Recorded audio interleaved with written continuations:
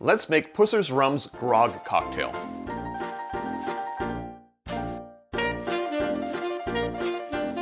To make this drink, we are going to start with our mixing glass, and the recipe calls for half a lime squeezed into the glass.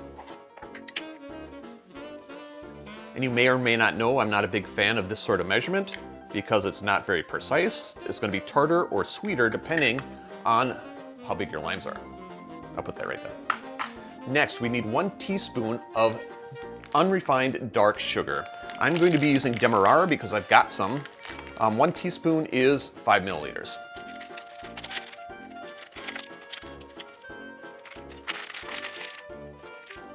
Now I'm going to stir this until the sugar dissolves.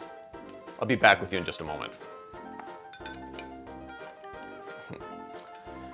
Now that the sugar is dissolved enough, I'm going to add 1 ice cube and 2 ounces of my, take that out for a moment, 2 ounces of my Pusser's Blue Label rum. 2 ounces is 60 milliliters.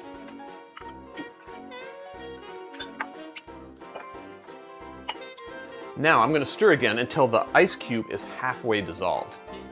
Halfway melted, dissolved. I'll be back with you in a moment.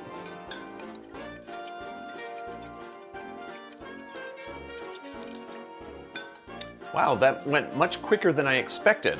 I'm going to take my glass. I'm going to fill that with ice, and I'm using an old-fashioned glass. It's Grog, it seems old-fashioned-y.